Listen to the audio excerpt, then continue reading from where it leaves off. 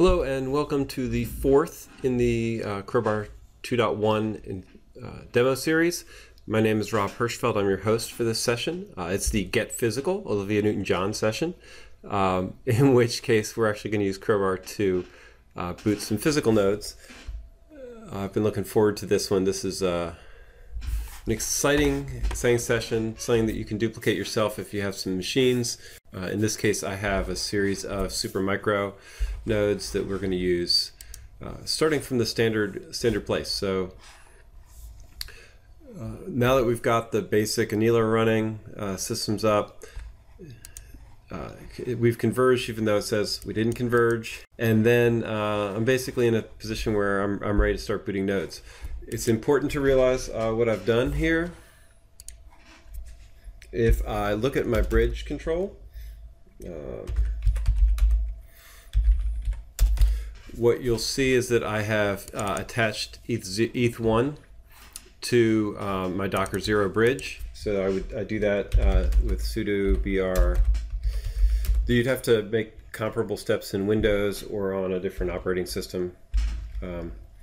But basically I'm going to add the interface for Docker 0.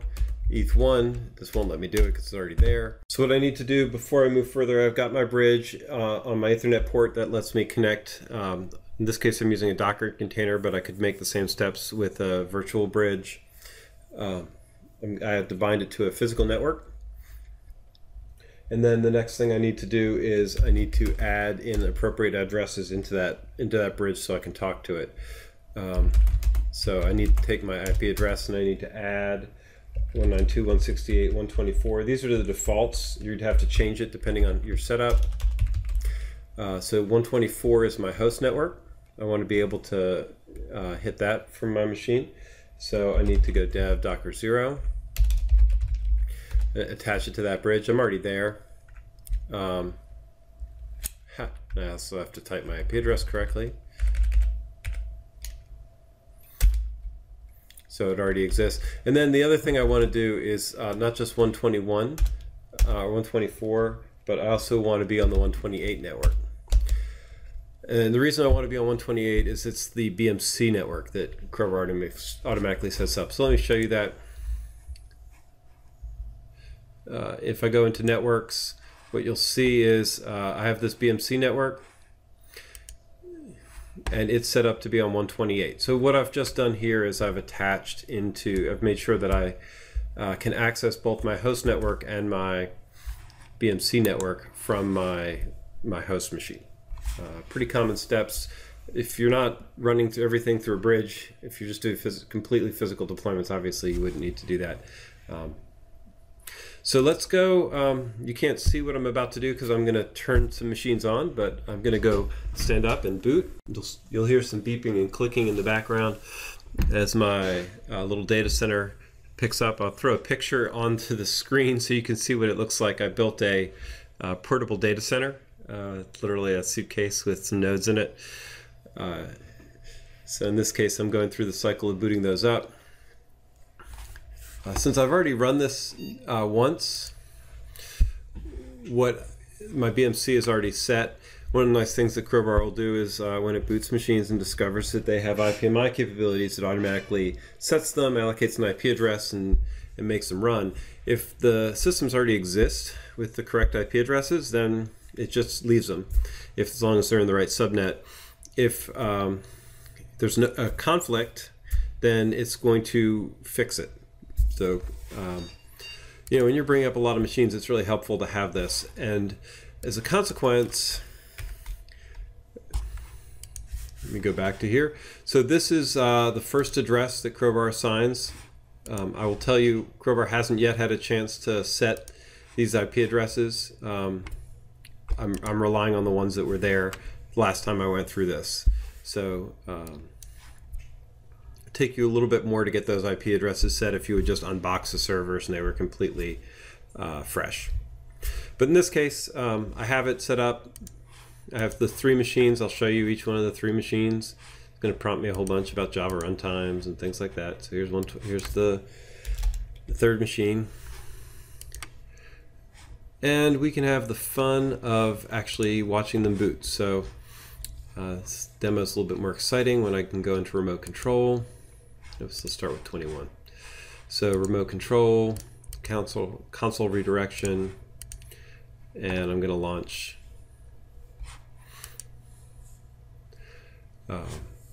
And Crowbar's going to, I'll show you where it sets it. Crowbar is going to set the root IPMI password to a simple default, which you can alter and change if you want before you start booting systems up. In this case, this is literally my first machine going through its boot process. So you can see it loading the Sledgehammer daemon. My physical machines aren't that quick, so they're going to have to go through this process. As you'll recall, Crowbar doesn't actually find the machines until they've completed a boot cycle. So let me make sure I can keep this on, and let's bring up each one of them.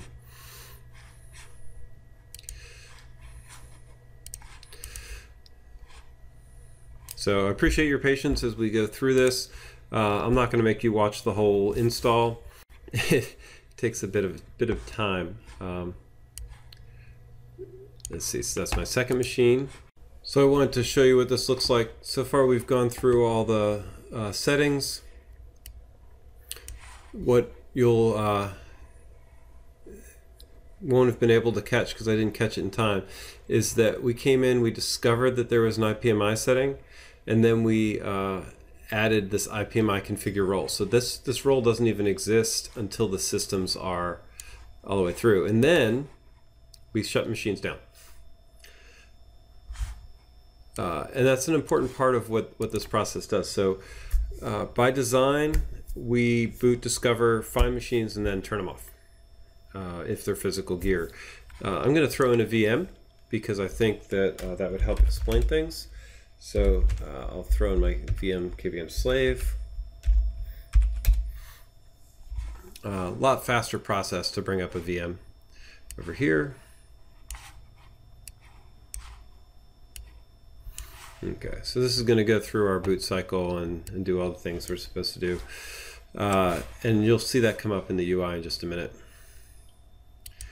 VMs we don't turn off, they don't have IPMI, so you'll notice some differences in how they're discovered in just a minute once that boot process completes.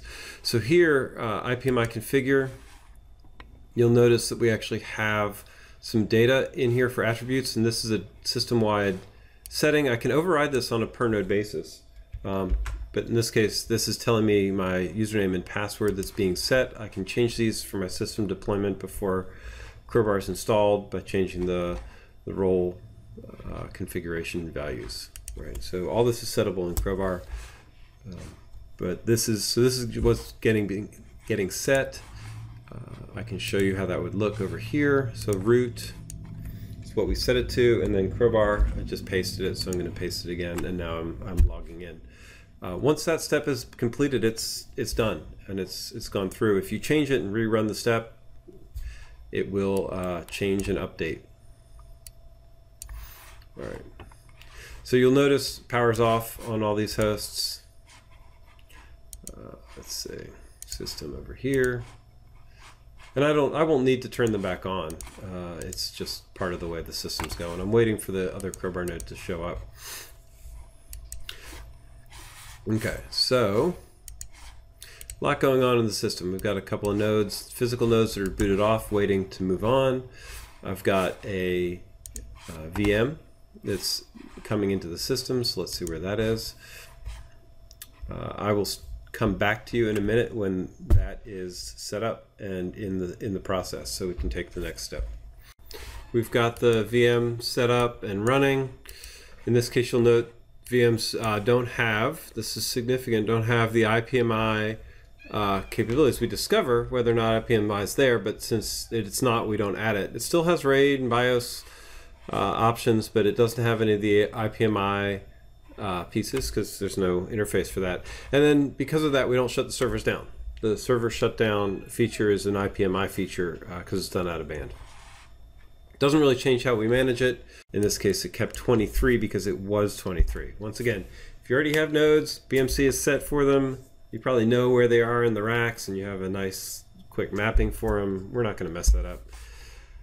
something we learned from hard experience. So here's what I'm doing next. Ready State Wizard. You've seen this in other videos. I have a whole bunch of machines now. One nice thing you'll see is you can actually see how much RAM we have. You can see the disks. You can see the processors, asset tags. This is clearly my VM. And what I'm going to do, we're going to install something on here. But to make for the illustration purposes, I'm going to install a couple of different operating systems, perhaps. It doesn't really matter. We'll do something fast for the local. So we've got all these machines ready to go. Once again, I'm running external machines, so it doesn't add much overhead. Here's my deployment. If I just hit commit here, it's going to go through the process and bring them back in. It'll power them up. We have to run Sledgehammer again because there might be steps that we have to take, like configuring the RAID and BIOS. We haven't done those. We only did the discovery steps. And then installing the operating system and going on. So it's going to take a little bit of time to churn through that. I'm going to walk you through those steps. But what I want to do is I want the machines to stay up at the end. So if we just go through the process as is, it's going to reach the whole point and say, you know what, I've installed an OS and I'm done. It's going to shut the machines off.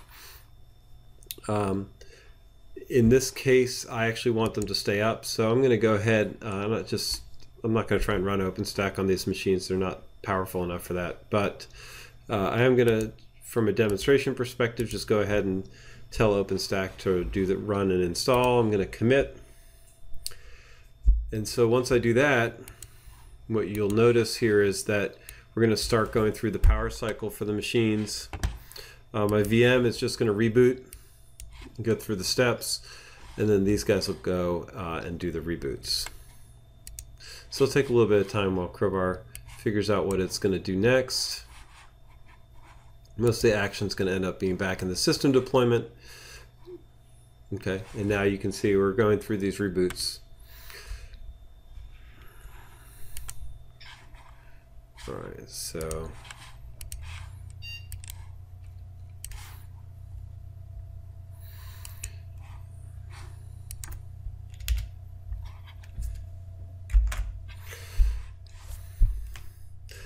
now we're going back through the same old steps we've gone through a gajillion times in these videos, with the important distinction that we're going through Sledgehammer first. And it's going to walk all the way through this, and then it's going to reboot and come back and do the next steps. One of the things to note as we look at this, you'll see that there's actually these buttons now. Since I have machines, I can take actions to power them on or off, reset, identify. So those are IPMI capabilities. Crowbar, once it's discovered them, has found them. What you'll find is these buttons don't show up until after we've completed this IPMI configuration step, because they're not available until the system actually knows where they are, and once they are, then you can use them. So if you're looking at this demo and say, hey, these are these cool buttons, I want to use them, you just got to wait until you've gone through this first discovery cycle before you can do it. Now there is a way, while we're watching these machines boot through, that you don't have to wait for all that. If in my first deployment I'd let the machines get discovered and then move them into a ready state, picked an OS, had it installed, Crowbar would have just gone straight all the way through the cycle. It wouldn't have stopped to power things down. It only powers down the nodes when it runs out of work to do on those nodes, and they don't have an additional final state. So it's sort of a balance. If you're bringing up a big cluster and a lot of systems, what we want to be able to do is get a good inventory, but then we don't need to wait and keep taking actions on them until we know what we want to do. So we tried to balance between power efficiency and time efficiency. All right, so this is going to take a little while. The VM's already rebooted. That was what disappeared over here. Close my session settings, and so the VM is going to race way ahead because it doesn't have to go through all these extra steps. And it'll go right into setting up and installing Sense 7, I believe we picked. Whereas here, we have to go through the cycle of our sledgehammer. Yeah, so this is doing sense 7. Down here and up here, we're still going through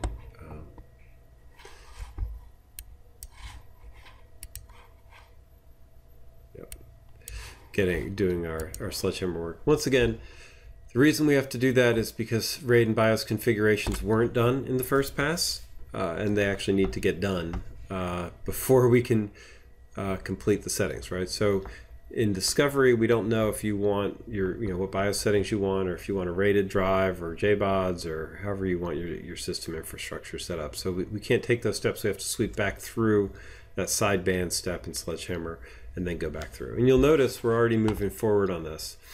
So the machines are up. Crowbar has control again.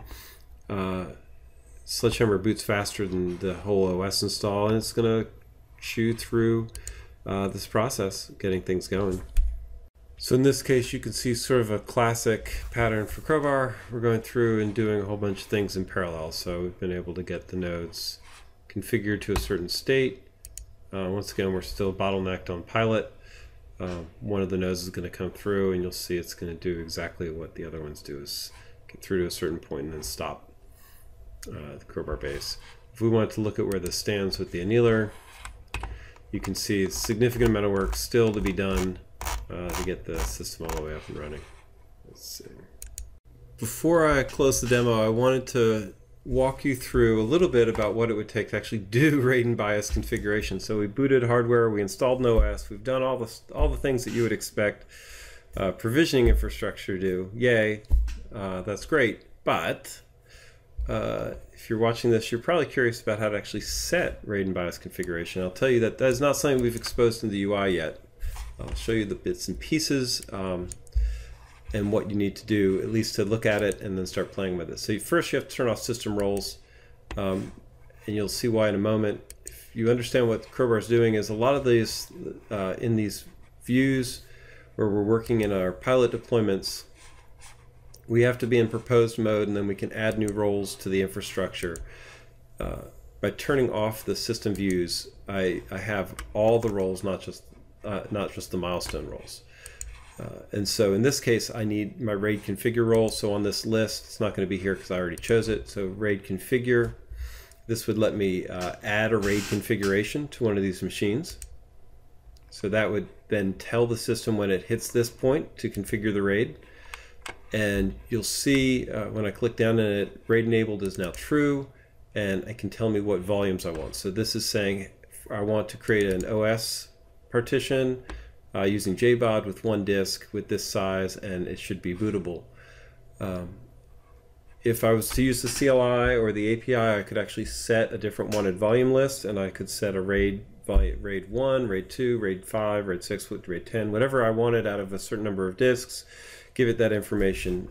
What's fun about RAID configure is I don't only have to do it in the pre-boot environment, I can do it in the post-install environment, so I can add in multiple RAID configurations that do different configurations with different systems.